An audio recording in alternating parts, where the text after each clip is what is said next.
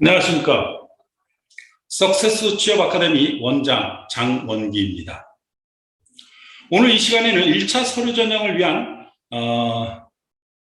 스펙 쌓기에 대해서 진행하겠습니다. 저를 간단히 소개해 드리면 현재 석세스 취업 아카데미를 10년 동안 운영해오고 있고 그동안 10년간의 800여 명의 합격생을 이끌 수 있었습니다. 오늘 목차로서는 스펙 갖추기, 그리고 두 번째 자기소개서 쓰기, 세 번째 인성검사 준비하기에 대해서 알아보도록 하겠습니다. 1차에서 가장 중요한 것이 자기의 그 역량을 갖추는 것에 대해서는 신경을 많이 쓰는데 자기소개서 및 인성검사에서는 소홀히 하시는 분들이 상당히 좀 많습니다. 자기소개서 때문에 최종 합격에 이르지 못하지는 않지만 인성검사 때문에 최종 면접에서 탈락하거나 아니면 최종 면접에 가지 못하는 사람들이 많이 존재하고 있습니다. 첫째, 토익입니다. 사무직으로서 금융권. 사실 금융권은 토익 점수를 아예 보지 않습니다. 쓰는 난도 없습니다. 그런데 토익 점수는 중요합니다. 그 이유는 서류 전형 아니면 면접에서 있냐 없냐에 따라 가지고 갈라질 수 있기 때문입니다. 그리고 금융권에서는 스피킹 레벨 이러한 부분들이 필요한 것이 아닙니다. 회화 연습이 잘 되어 있어야 됩니다. 면접에서 영어 면접이 있기 때문입니다. 그래서 토익 점수를 가지시고 그리고 회화 연습은 당연히 하셔야 됩니다. 자, 두 번째, 에너지 발전 및 교통은 가장 기본적으로 700점 아니면 750점이라고 말씀드리고 싶습니다. 최대는 900점까지 찍게 된다면 한국전력공사, 자, 한국전력공사에서 토익 점수 900점이라면 100점을 부여받죠. 그리고 일부 기업에서는 일부 기업라고 얘기한다면 교통공기업에서 공항공사나 인국공에서는 900점 이상이 되어야지만 서류 전형을 통과할 수 있습니다. 그리고 당연히 스피킹 레벨 가지셔야겠죠. 스피킹을 하지 않으신 분들은 오픽이 조금 수월함이 있으니 오픽을 준비하는 것도 하나의 지혜로운 방법이라고 할 수 있습니다.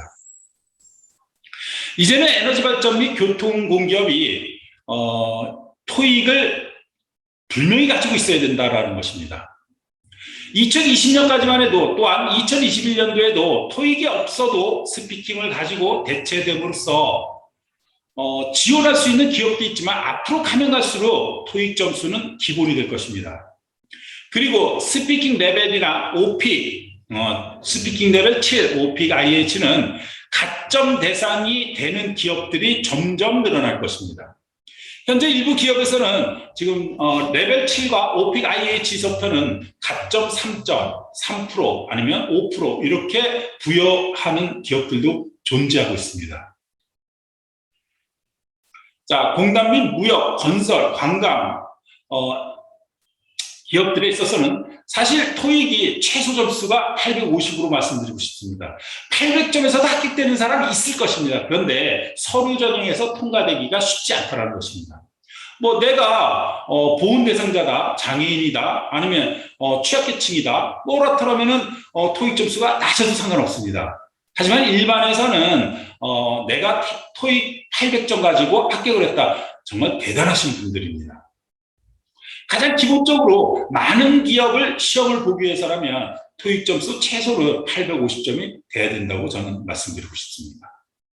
그리고 최대는 900점 이상입니다. 현재 우리나라의 사무직 계열에서 토익 점수 990점 만점자들 정말 많습니다. 그렇다고 만점을 맞으시라는 얘기가 아닙니다. 적당한 점수만 가지고 있으면 되지 굳이 그 이상을 가지려고 노력할 필요는 없다라는 것입니다. 그리고 내가 토익 점수를 만드는 것은 상당히 힘들어 라고 한다면 아주 최소 점수를 만드십시오.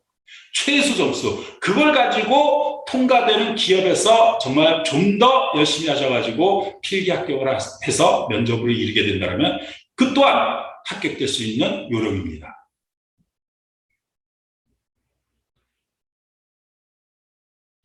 다음은 기술직입니다. 기술직의 기계, 전기,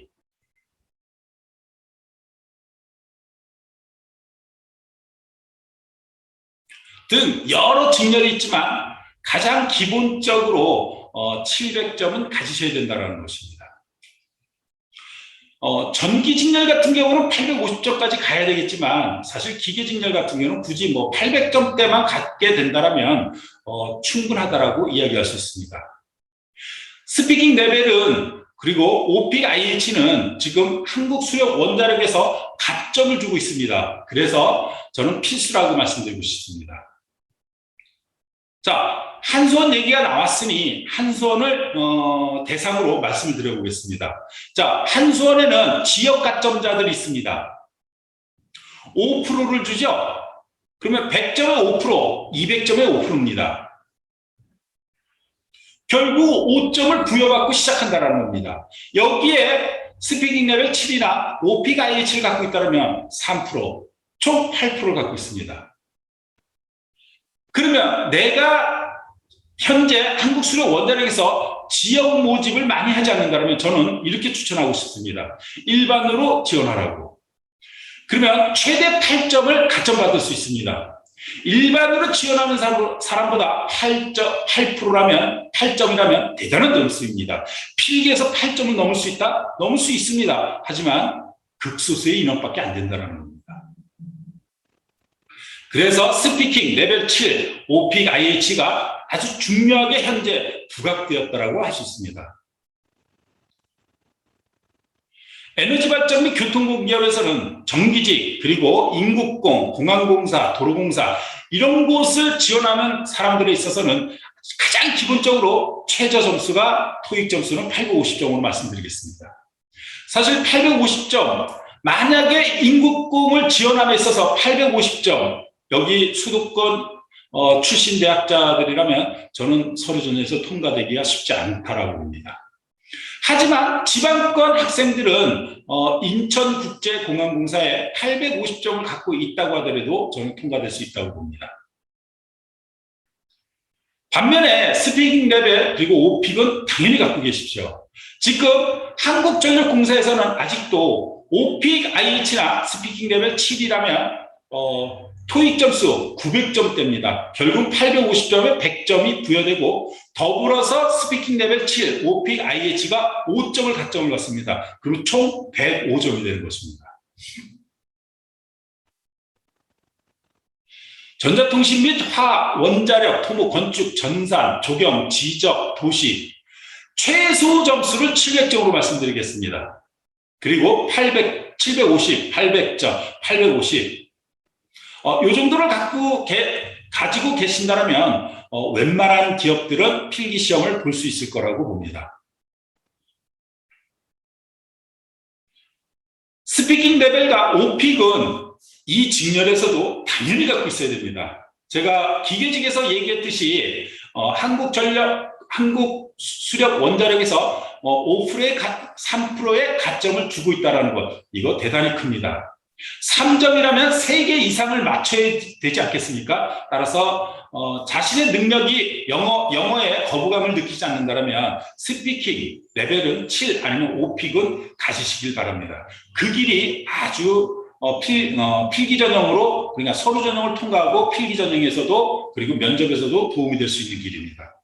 제가 한때 800여 명의 학생을 합격으로 이끄는 데 있어서 1차 서류 전형 2014년까지만 해도 상당히 아주 엄격했었습니다. 2010년 이전에는 지금 한국전력공사가 2010년 이전으로 돌아가고 있습니다. 그 당시에는 한국전력공사 지원함에 있어서 기사 2개, 쌍기사 갖고도 서류 전형에서 탈락했습니다. 3기사까지 있었어야지만 합격되는 그러한 입장이었습니다. 지금 현재 과거로 회귀되고 있다라고 저는 말씀드리고 싶습니다. 이때 제가 서류 전형 합격 및 필기 점수에서 가점을 주는 관계로 인해서 기본적으로 토익은 900점까지 만들도록 노력했습니다. 한국수력 원자력에게 950점이면 100점을 주어졌습니다. 그러면 850점하고 거의 5점, 6점, 7점 차이가 났습니다. 그리고 결국은 가점이 주어지는 거기 때문에 더군다나 스피킹 레벨 10, 8, OP, AL 10%를 줬었고 또한 7, IH는 5%를 주었습니다. 이것이 결국은 필기 점수에서 가점 대상이 되는 관계로 인해서 필기 시험이 좀 약하신 분들이 필기를 합격하는 동기가 되기도 하였기 때문입니다. 아마 점차 2022년, 2023년도에는 점차 과거로 획기돼서 좀 더 토익이 또한 스피킹이 중요해지리라고 저는 예상됩니다. 자, 자격증 및 기사 자격증을 말씀드리겠습니다. 사무직에서는 금융권 이하 모든 기업에서 가장 필수 자격증으로 커말 1급 그리고 한국사를 이야기하겠습니다. 커말 1급과 한국사는 그냥 필수다 이렇게 생각하십시오. 뭐 일부 기업에서는 예전에는 일부 기업에서 뭐 유통관리사, 물류관리사, 뭐 정보처리기사, 커말 2급, 그다음에 워드 프로세스 1급, 2급 다 가점 대상들이었습니다. 근데 그것이 세월이 지나면서 아주 깔끔하게 정리됐습니다. 작년까지만 해도, 재작년까지만 해도 정말 자격증이 미진해도 필기를 보고 또한 면접에서 합격되어 최종 합격하신 분들도 많이 존재했지만 현재는 서구 발전이 커말 1급이 없으면 아예 서류 전형을 탈락시켰습니다. 이로 인해서 다른 기업들도 영향을 받아서 커말 1급이 가점 대상이 되는 기업도 있다는 것입니다. 그래서 커말 1급 한국사는 가장 기본 자격증으로 보시는 것이 아주 합당합니다. 여기에 자신이 타겟하는 기업에 따라서 한국어, 검정 능력, 자, KBS를 말하는 겁니다. 그리고 아니면 토클, 아니면 실용 글쓰기 등 추가로 갖게 된다면 서류 전형 합격할 확률이 높아지겠죠. 이렇다고 무작정 자격증만 열심히 하라는 얘기가 아닙니다. 자격증은 첫째, 토익 점수, 그리고 커말 1급만 갖고 있다면 필기시험을 준비하면서 한국사, 한국검정, 토클, 실용 글쓰기, 사무자동화 산업기사, 그리고 정보처리기사 이러한 부분들을 하나하나 만들어가는 것이 지혜로운 사람이라고 저는 이야기합니다. 그래야지만 한 달, 두 달, 세 달을 아낄 수 있다는 것입니다. 지금 현재 공기업을 타겟하고 계시는 분들이 정말 어마무쌍해졌습니다. 정말 무서울 정도입니다. 과거에는 한 달, 두 달, 세 달, 네 달만 해도 합격성이 50%, 60% 가까이 됐지만 현재 한 달, 두 달, 세 달만 갖고 합격되는 사람들도 있지만 그 퍼센테이지가 어마어마하게 떨어졌다는 것입니다. 그래서 가장 기본적으로 자신이 토익 점수를 충분히 갖고 있다. 커말 1급을 갖고 있다. 그렇다면 필기시험을 준비하면서 한국사, 토클, 실용글쓰기, 아니면 사무자동화, 산업기사 등등 취하시는 것이 아주 효과적인 방법이라고 할 수 있습니다. 다음은 기술직입니다. 기술직에서는 저는 한전을 먼저 말씀드리겠습니다. 정규직 분들에게 있어서는 한전에는 기본적으로 쌍기사는 가지고 있어야 된다. 만약에 쌍기사를 가지고 있지 않는다면 토익 850점, 스피킹 레벨 7 아니면 OP, IH 중에 한 가지. 커말 1급과 한국사 검정 능력 그리고 한국어 검정 능력 이것까지 가지고 있어야지만 1차 서류 전형에서 통과될 수 있습니다.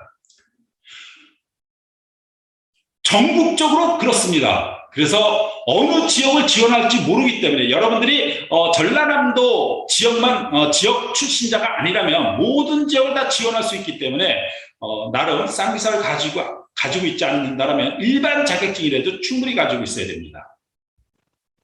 아니면 쌍기사를 준비하는 게 좋습니다. 현재 교통공기업인 코레일에서 쌍기사 두 가지 성질이 다른 두 가지의 자격증을 인정해 주기 때문입니다. 그래서 해당 직렬 기사 자격증 하나는 기본, 전기 직렬에서는 두 개는 필수, 뭐 필요하시다면 하나의 자격증을 더 취득하는 것도 좋은데 그 취득을 위해서 필기시험을 중단한다면 그 필기시험 그동안에 공부해왔던 그 감각을 다 잃게 됩니다. 그래서 저는 추천하지 않습니다.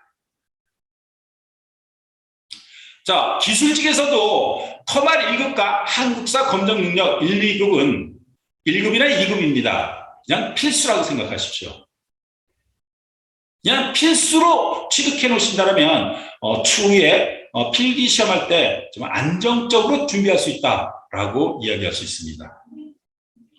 자, 이 얘기는 사무직이든 기술직이든 1차 서류 전형 통과를 위해서 필수가 되었다. 자, 그럼 이렇게 왜 사무직, 기술직 스펙이 향상됐는지를 알아보겠습니다.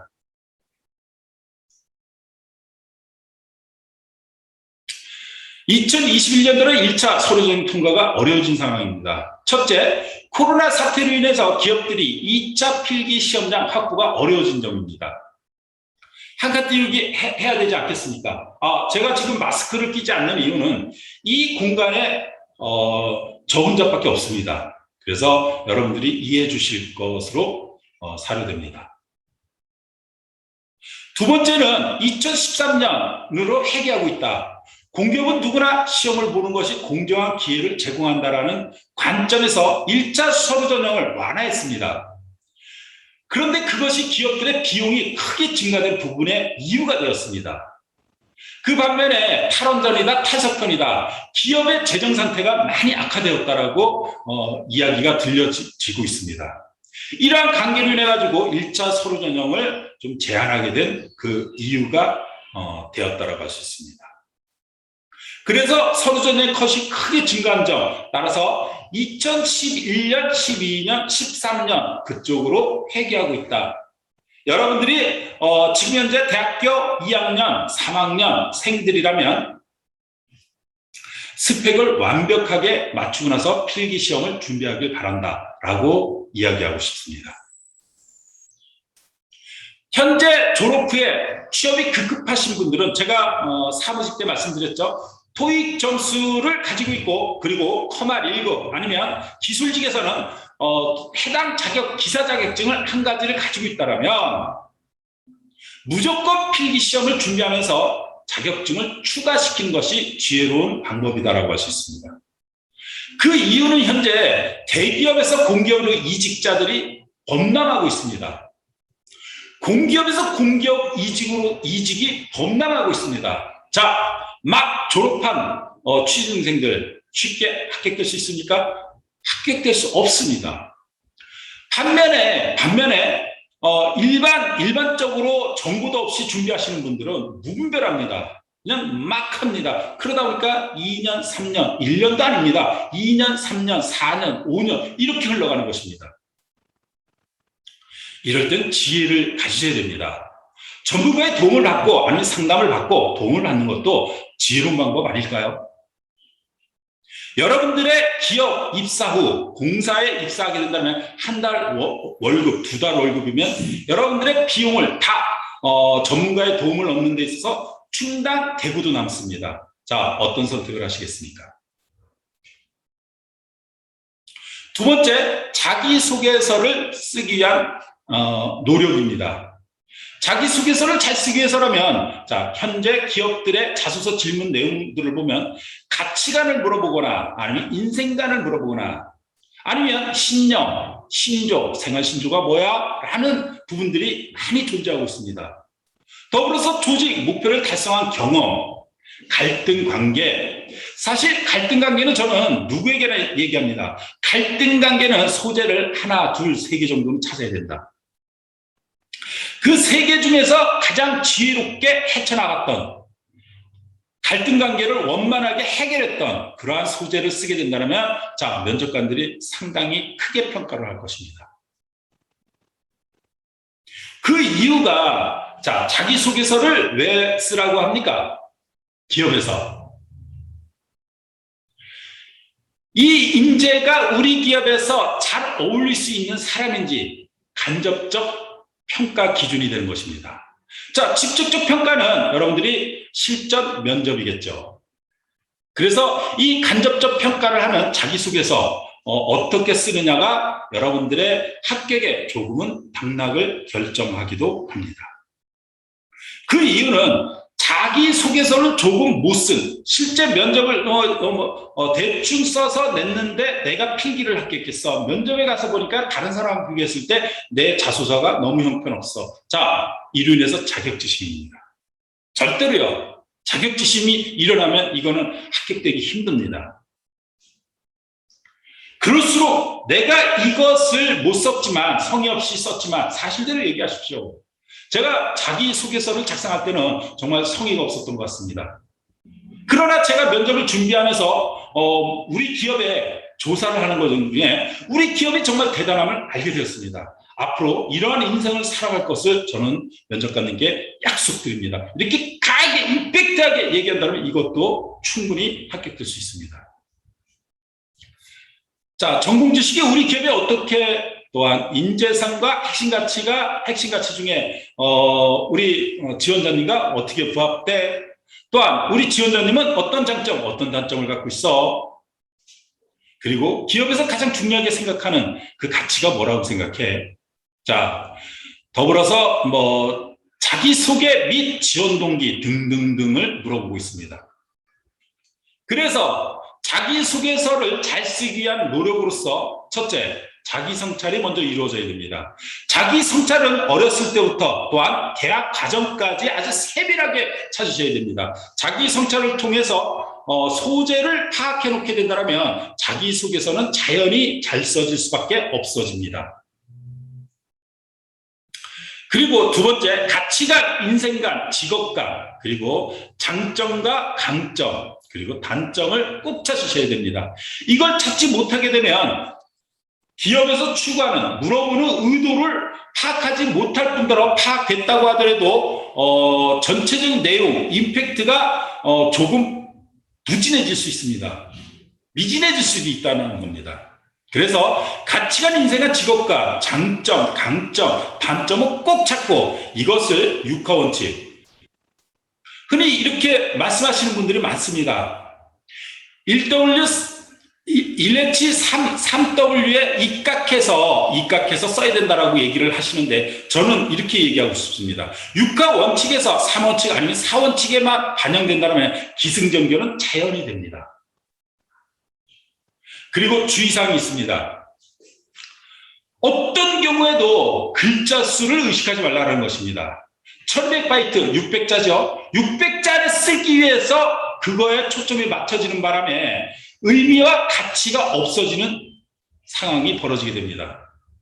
그러다 보니까 수식어가 너무 많고 그다음에 비문이 많고 이렇게 되는 것입니다. 당연히 임팩트하게 보여지지 않겠죠. 두 번째, 개인정보 절대로 기재금지입니다. 지금은 블라인드 면접을 하고 있기 때문입니다. 세 번째는 가능하면 작성이 다 됐다면 전문가의 첨삭을 받기를 추천합니다. 다음은 인성검사 준비에 대해서 알아보겠습니다. 우리 석세스 취업 아카데미가 나름 800여 명의 합격생을 이끌 수 있었던 이유 중에 또 하나가 인성검사를 제가 코칭해주고 있다는 것입니다. 사실 인성검사를 코칭하지 않았다면 정말 필기 시험에서 그다음에 면접도 못 가는 그러한 사례가 일어났을 겁니다. 우리 2021년 한국수력 원자력 다면적 심리검사 MMP2에서 전원 합격을 이뤘습니다. 이것은 저의 노력만으로 이루어진 것은 아닙니다. 저의 노력과 그리고 학생 한 분 한 분의 그 노력이 동반되었기 때문에 이루어진 결과라고 할 수 있습니다. 지금 인성검사를 통해서 현재 일부 기업에서는 30%, 40% 정도가 인성검사에서 탈락을 합니다. 저는 이러한 사람들 많이 봤습니다. 우리 학원생들 중에서도 메이저 기업에 필기 시험을 합격했는데 인성검사에 떨어져가지고 면접에 못 가신 분 꽤 많습니다. 너무 안타깝지 않습니까? 또한 한국전력공사도 2차에서 인성에서 떨어지게 되면 필기를 합격하더라도 면접에 못 갑니다. 이러한 기업들이 상당히 많습니다. 가스공사도 그렇죠. 네. 뭐 도로공사도 그렇고 상당히 많습니다. 그래서 기업에서 시행하고 있는 인성검사 유형이 아주 다양합니다. 성격 테스트도 아주 다양하고 또한 최근에는 상황 판단을 물어보는 그러한 기업들도 존재하고 있습니다. 자, 가면적 심리검사는 한국수력원자력이 지금껏 제가 10년 동안 흘러오면서 매년 시행하는 심리검사였습니다. 가면적 심리검사만 보는 게 아닙니다. 한국수력원자력은 성격 테스트 2가지를 보게 됩니다. 그래서 이 2가지를 떨어지지 않기 위해서라면 나름대로 아주 초집중력을 보이셔야 됩니다. 인성검사를 함에 있어서 첫 번째는 일관성이 있어야 됩니다. 그리고 솔직해야 됩니다. 솔직하지 않고 가식적으로 얘기하면 이건 무조건 탈락사유가 세 번째, 시간 안에 끝내야 됩니다. 일부 학생 능력 또한 중요합니다. 일부입니다. 1%, 2%라고 말씀드리겠습니다. 그거 각색 안 하고 나의 성격을 그대로 다 보인다라면 합격될 수 있겠습니까? 만약에 그 성격이 합격될 기준이라면 아무 상관없겠지만 합격되지 못할 기준이라면 각색하셔야죠. 그래서 자기 자신의 성찰이 정말 중요한 것입니다. 이렇게 인성검사, 자기소개서 그리고 스펙을 갖추는 것이 1차를 무난히 통과되고 또한 2차까지 통과될 수 있는 길이라고 할 수 있습니다. 더불어서 3차에서 인성검사가 바탕이 돼서 좋게 평가될 수도 있고 또한 3차에서 자기소개서가 좋은 평가로 부각될 수 있고 이렇게 기업에서 추구하는 기준을 맞춤으로써 여러분들은 평가 기준이 되는 대상자가 되는 것입니다. 공기업, 저는 지금까지 항상 이렇게 얘기합니다. 공기업을 알면 합격이 보인다.